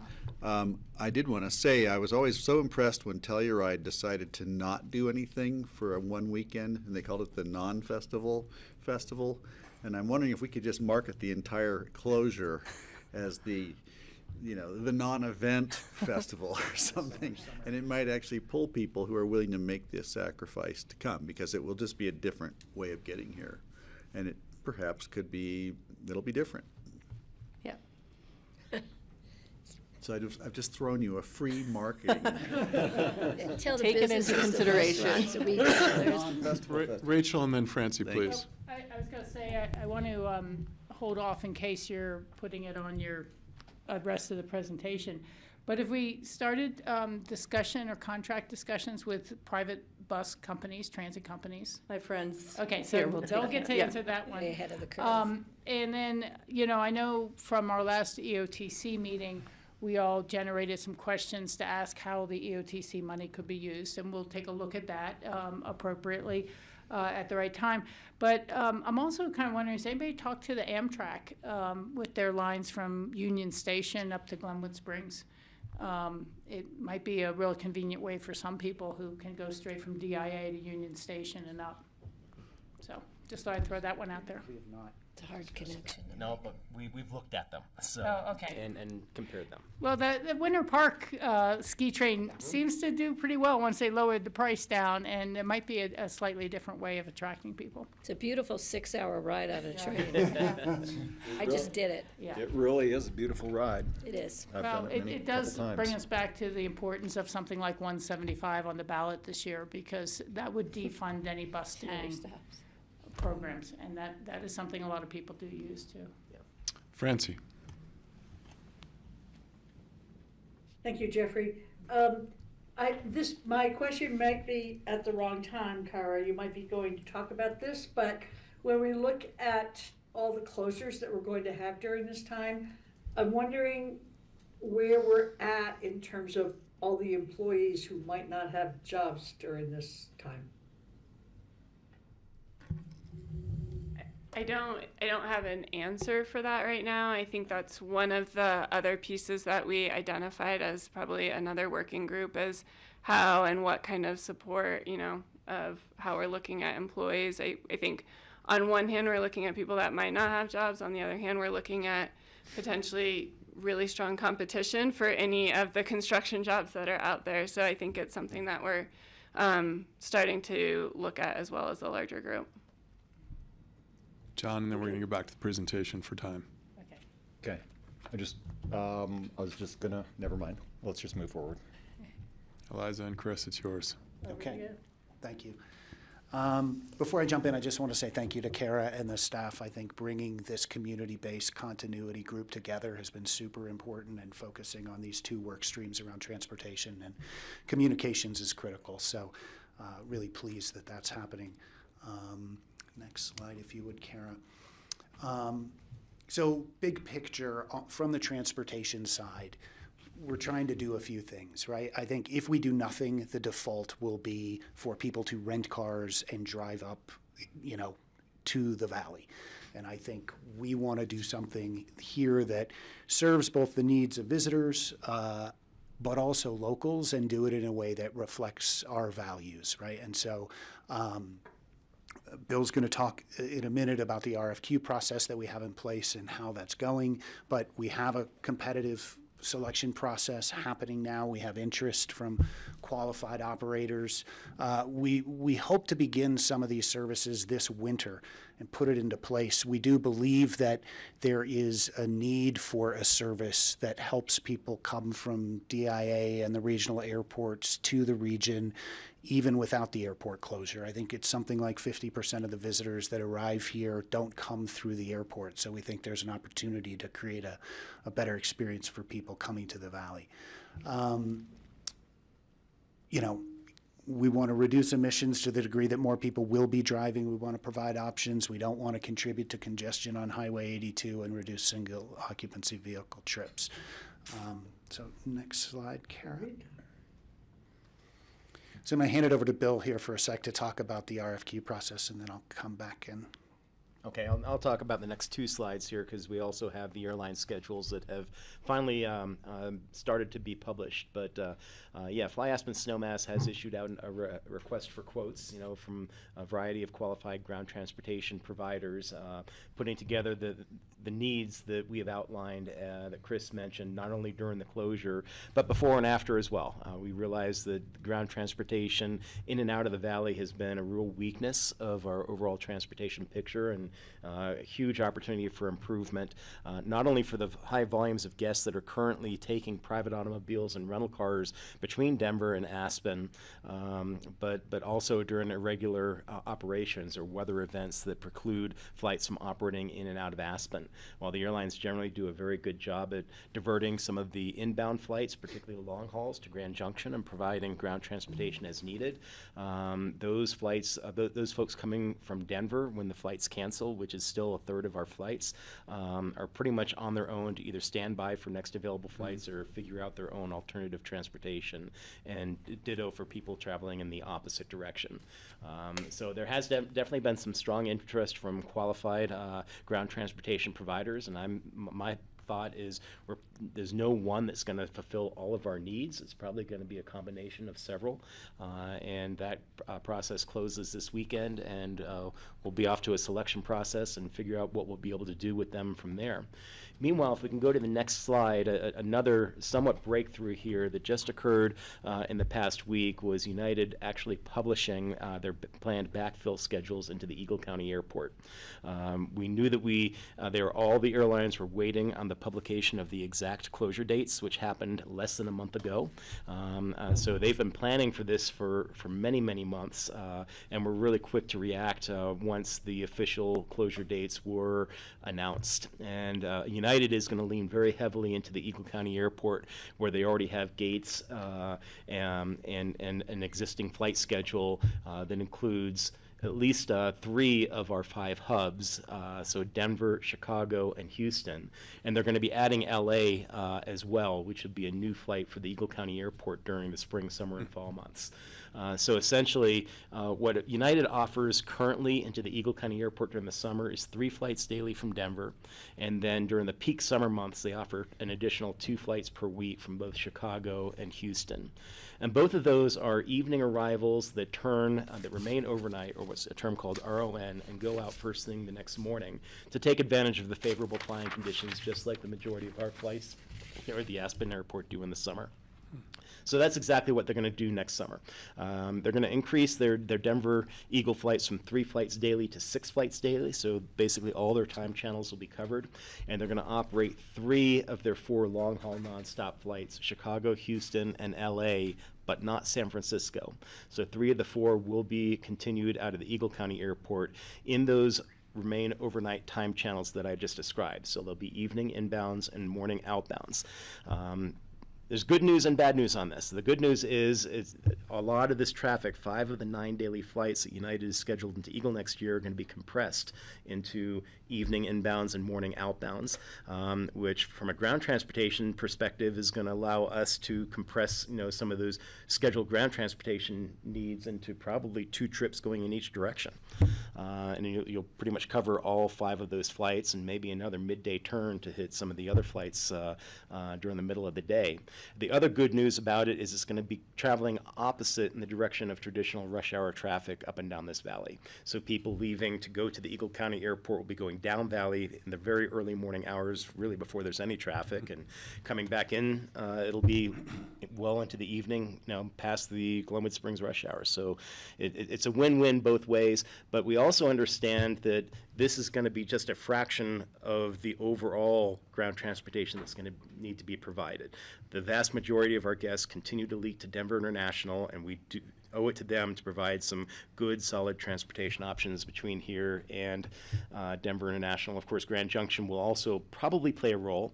American and Delta are expected to follow suit soon with their scheduled plans, but now that United, as our largest carrier, has published their plans, they're out there for sale, this has helped immensely in planning for our ground transportation needs for next spring, summer, and fall. Diane Jackson. Thank you, Chair. I also wanted to tag on to what Bill said too, and as promised, we were just at the Colorado Airport Operators Conference, and we gave a full update and presentation to all the airports that attended, which did include Rifle for our general aviation traffic, Grand Junction, as well as Eagle and Montrose. So they are all up to date and aware on what's going on, and that they may be affected by ground transportation as well as the additional flights coming in and out. Okay. Patty. Yeah, as we were speaking, I remembered I got a phone message from a gentleman who wants to talk about transportation from the airport. From the airport, so I will pass this along with his phone numbers. So everybody knows you're going to be contacted by people who would hear about this, so we can forward it on to you guys. Because I think the community, outside our community, is really rallying. Just kind of a comment or question, Bill, and I'm maybe looking at the earliest flight at 7:15.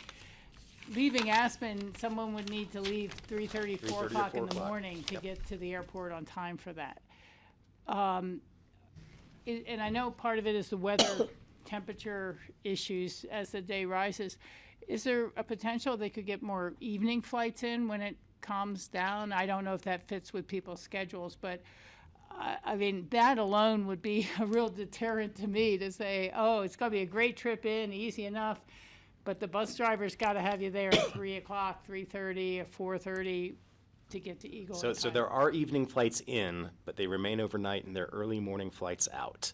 So getting flights out in the evening doesn't help that much with the weight restrictions, because it's still pretty warm until sunset, which at this time of year is almost 9 o'clock. And by the time you fly a plane out of Eagle or Aspen that late to go back to the Denver hub, it's not connecting to anything. It's not connecting. Yeah, so, okay. it's just getting you to Denver. And is there, that's true. This is another weird question, but is there any potential coordination between the airlines, even though I know that they are competitors in many ways, that a different airline might be able to provide more evening flights or flights other than that bank with different aircraft or anything?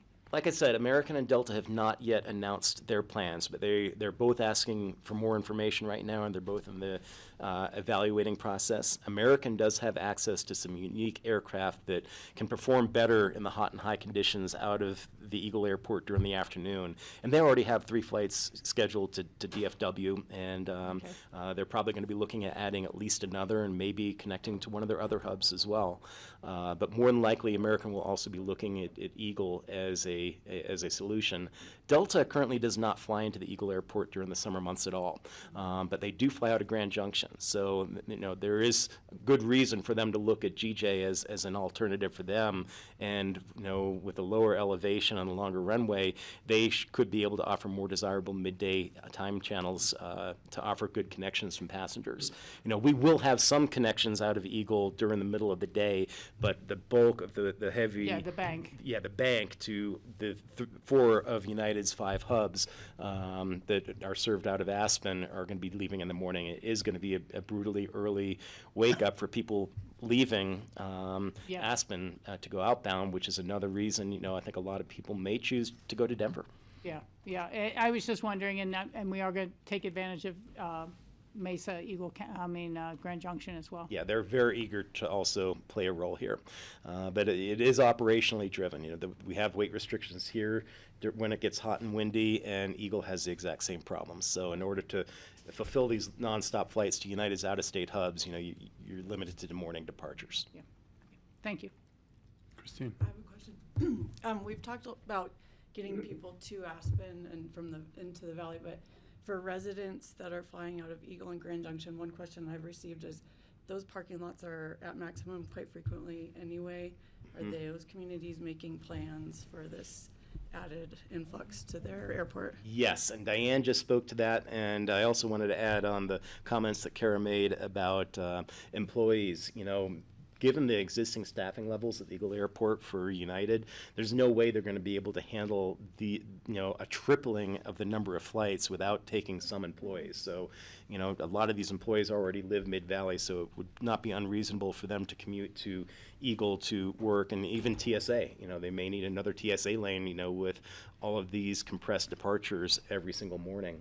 I think that is good news on this front, but yeah, it is going to be a challenge, with the timing of these flights and how many people are going to be willing to do those early morning departures from here to get to Eagle County versus Airport. driving to Denver and leaving in the afternoon.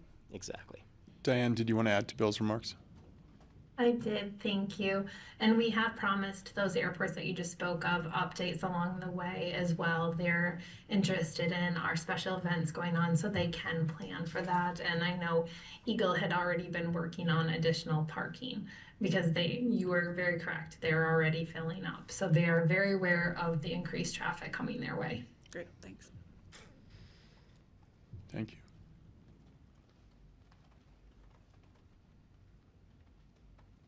You want to? Probably don't need to spend a lot of time on this one. I think we covered that. We've got some interest, and just to reinforce what Bill said, there is unlikely to be a single provider or solution here. I think what we want to do is to create a suite of options that work for different people in different ways. Next slide, Kara. So just a couple of other work streams that the subcommittee has been working on. The RFQ's underway. Bill and Fly Aspen Snowmass coordinating with the airlines around schedules. We've got the visitor survey that's been completed and data that's helping kind of guide this work. The work of the marketing group, so taking the work that this subcommittee is doing and partnering with the marketing group to ensure that we have a comprehensive set of resources available, again, to locals and visitors so they understand how they can travel in and out of the valley. You all, I think, know that there's a community town hall that we've confirmed on July 14th at the Limelight here in Aspen, and so we're hoping we get a nice turnout from the community there. Kurt from RAFTA has been co-chairing this group with myself. RAFTA's looking at valley-wide transit connections, and conversations are underway with RAFTA on their role in potentially expanding services. They're looking at coordinating between the Mustang and RAFTA so that people can connect to Eagle or potentially even on to Denver. And then one of the things we'll have to solve for, to the degree that we have shuttles coming from airports and perhaps using Brush Creek as a central location for folks, what does that last mile look like for how we get people from a place like Brush Creek onto their final destination? And the final thing I'll just mention is there's a AI-powered trip planning tool that's in development that, in addition to the marketing and sort of comprehensive travel resource guide, could be helpful, particularly for locals in figuring out how to best transit from here to airports. So, and maybe if I can add on to a lot of the efforts of the transportation subcommittee with, gratitude to Fly Snowmass, Aspen One, and RAFTA to step up and lead this, was also recognizing it's not only getting individuals out of the single occupancy cars, but I think we know it will take a multitude of shuttle options, but we didn't want to have every event or every different business or whatever having their own different shuttles. So the hope is that it's not only combining the single occupancy vehicles, but that we're also trying to limit the different shuttle companies that are serving different needs throughout the summer. And really kudos that they've taken a larger community-wide effort in looking at this. Sorry, Bill. Thanks. Is the company Landline still in the mix? And if so, is there a provision for a place on the airport grounds or elsewhere where the check-in and security process could happen during the closure? Yeah, I can step in and talk about this. So Landline, for those of you that don't know, is a secure transport option. We cannot provide a secure transport option during the closure. If we do that, we have to require space, which requires time and money and rest of the project. So we cannot look at a secure transport during that closure process. I think that there's interest maybe further down the line, but that is up for additional conversations as it relates to those spaces. But I think that's I think Landline is looking at maybe non-secure transport, but we can't do secure transport in 2027. And I might just add, as we're looking at the transportation options, it's really about making it a lot more convenient than what currently exists. Bus staying is an option. Amtrak is also an option, but they take quite a long time to get to and from, particularly Denver International. Bus staying is a fairly reasonable option to Grand Junction. They have 5 trips a day that has only 2 stops between West Glenwood and Walker Field Airport, and the trip time is only 1 hour and 55 minutes, so that's not unreasonable. The trip time on bus staying between West Glenwood and Union Station is 3 hours and 55 minutes, which is not unreasonable, and that only entails 6 stops, and from there you can connect to the A-Line train. Amtrak, gets you from Glenwood Springs to Union Station once a day with only 2 stops, but it's a 6-hour train ride. So the elapsed journey time, getting from here to Glenwood to Union Station to the A-Line train is not really all that reasonable. And so what we're really looking at, and nor is even bus staying. If you're to do RAFTA, which connects the Aspen Airport to West Glenwood with 6 stops on the BRT to 6 stops on bus staying to another 6 stops on the A-Line train, you're talking 2 connections and a total of 20 stops and 7.5 hours to get from the Aspen Airport to Denver International. So the goal here is to minimize the number of stops, maximize the convenience with scheduled transportation, really to eat primarily Eagle and Denver International. A nonstop ground transportation linked to both airports would be ideal if it's commercially viable.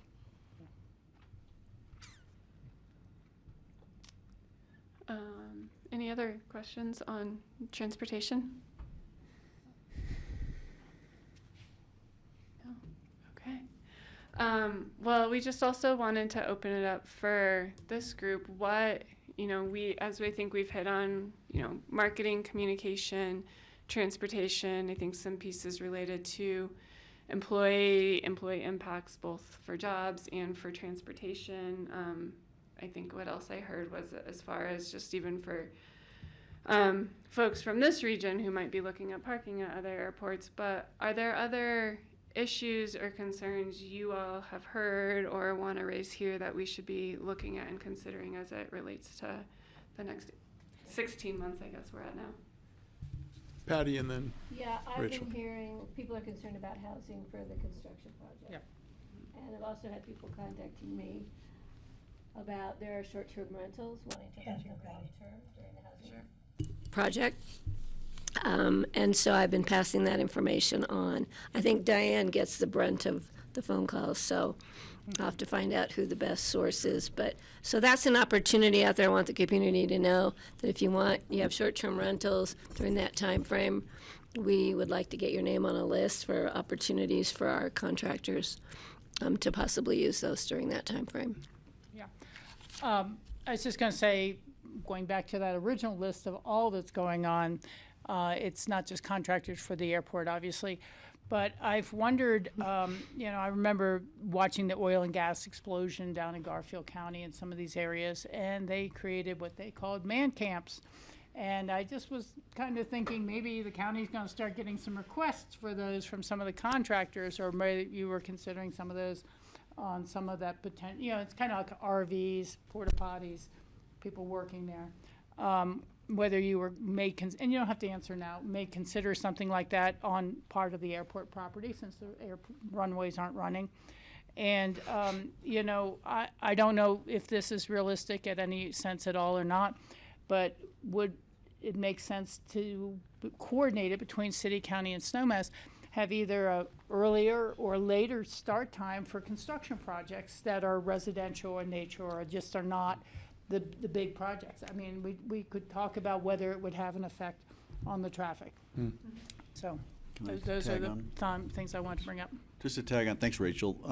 I was going to say, certainly the altering schedules or altering hours, all those things should be reconsidered, I think, and a disruption like this brings opportunity.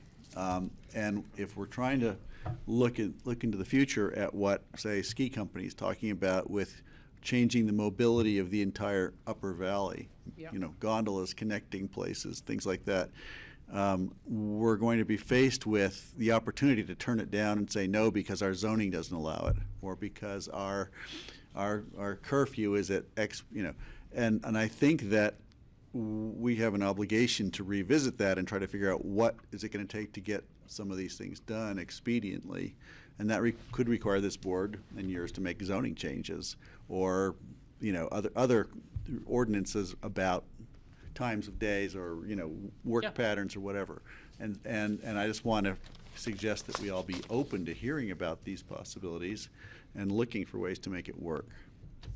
Thanks. John?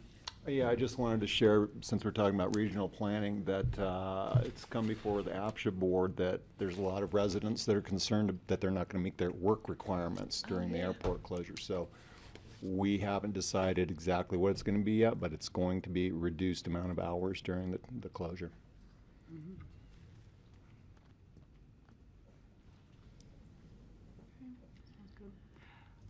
I'm going to go ahead and leave a little bit early because I'm driving to Denver tonight for the Colorado Municipal League Conference. It starts at either 8 or 9 tomorrow morning.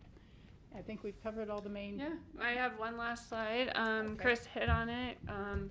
So we've got ongoing continuity planning meetings. We've got subcommittees. We're doing communication. As the most important, July 14th, we will be having a community town hall.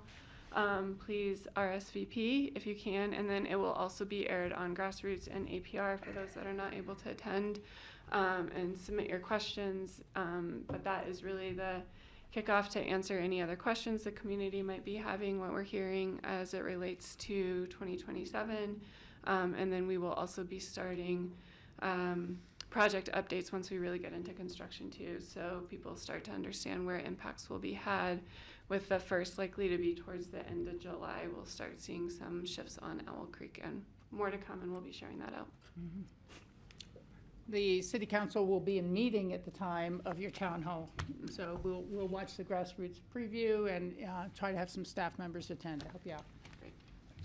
Final thoughts, Chris, Eliza, Bill? Thank you. Yeah, appreciate everything. Diane? Thanks for coming. It's an ongoing work in progress. Thanks for the update. We're adjourned. Enjoy your evening. Thank you. Good meeting. Good job, Jeffrey. The best minds are on this. Oh, yeah. Runaway out of control.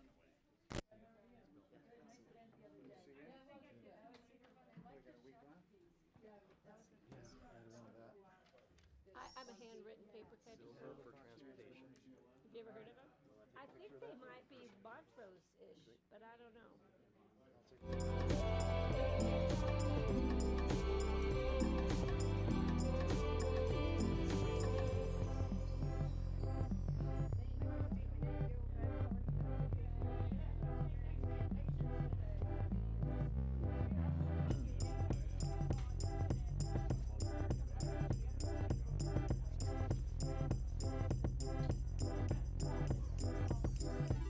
Hi, Greg.